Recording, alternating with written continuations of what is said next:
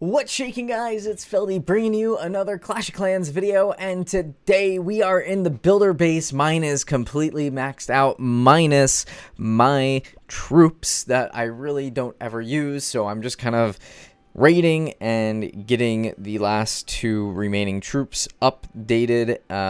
You can see my bombers are going to 15. They're almost done, and then I will wait for my elixir to build back up and get my maximum amount of bombers for the army camps. Then I will have my baby drags kind of start, and by the time that they're done, probably some new builder base content will come out. So here's the thing about builder base that I really like, and this is kind of how I utilize it, and I don't know what you guys end up doing, but for me, I like to go and I like to raid, and I build up two armies, and let's say I'm doing a training potion. My army camp for raiding right now has been roughly 10 giants, 10 Valks, 10 wizards, and then the rest goblins. And what ends up happening is I build that out 2 times with my 2 heals, 2 rages, a jump, and a freeze. And I take that along with me in every raid, and I've been doing really well. You can kind of see how much loot I've been getting. It's been quite the haul of loot today. I ended up, we have Wi-Fi in our car, and I had a birthday I had to go to that was 2 hours away, and then obviously 2 hours back home. So it was a nice little raiding session for me today. My iPad ended up dying, so there you go. All right, so builder base, what I do is I do the 2 armies, I go raid, and then I come over to the builder base, and I usually end up having loot available at that point because I really don't touch it until I need to. And this is with all my accounts that I do this with. So I'm just using Feldy as the example. So really what ends up happening is you come in and you attack, and then you go back and you raid, you rebuild the troops, and then you go back here and raid again with your clock tower boost on. And of course, in 6 hours essentially I'll have more loot available, but I'll probably end up being asleep at that point anyway, and then I'll have this for tomorrow. So that's kind of what I end up doing, is it just cycles through. Sometimes I won't get to the builder base in a day, sometimes I will, but it is one of those fun build it at your own pace things. Now here's the very, very, very critical thing about builder base that I really wanted to explain to you guys. This little guy right here is the only thing you really need to ever focus on and concern yourself with. If you rush your builder base, the only thing it does is pit you up against people that you're going to be fighting against, troops, and you're going to end up having to drop down so many trophies, and you really won't get amazing war bonuses, which are these right here. You'll end up probably in the 80,000 to maybe even lower than that, like 60,000 in terms of loot for everything. But that really isn't that big of a deal, because you only get 3 attacks a day, so the loot isn't like an insane amount of stuff that you need to buy.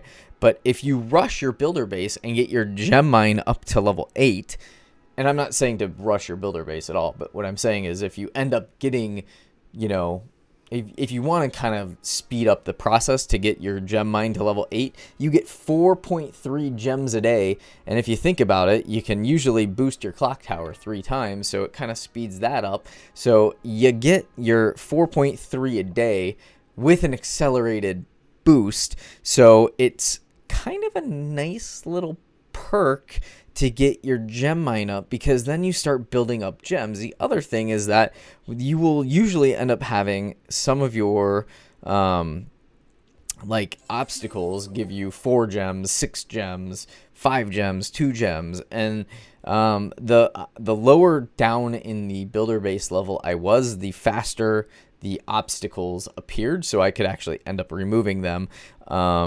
So yeah, it's one of those fun things that you can do just in between raiding, and then in between all your stuff. Make sure you are really focusing on your gem mine only. That is literally the only thing that you should upgrade first.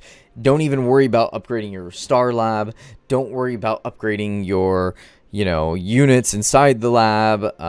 What else needs elixir to upgrade? The only thing that you should really upgrade is your gem mine, and that is simply because the builder base, in a sense, doesn't really matter at all in the game.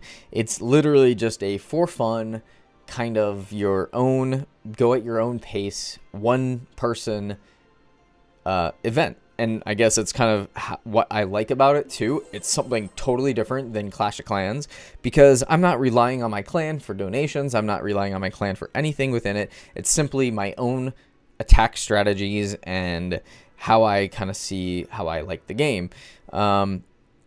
But in your main base, those gems obviously translate into the ability to go buy certain things, upgrade your, say, spells faster, that kind of thing. So gem mine, gem mine, gem mine. That's the most important and critical thing in that base to do. So I like the builder base personally. I think it's a lot of fun.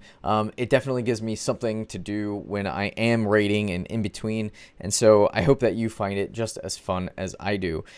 It was a blast to kind of get this up to max. I really only did like maybe 1 or 2 small purchases, and this was kind of just the latest one, was just to get that one little fun obstacle. I really do like the fireworks that pop up over there.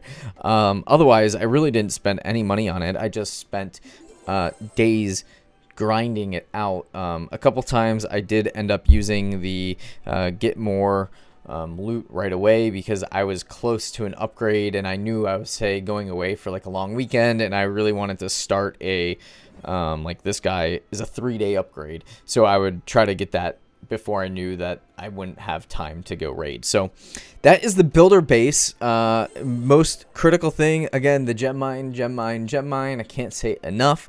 I hope you guys are having fun with your builder base in between raids. Let me know how you utilize your builder base down below with the comments. And until next time, it's Feldy. Peace.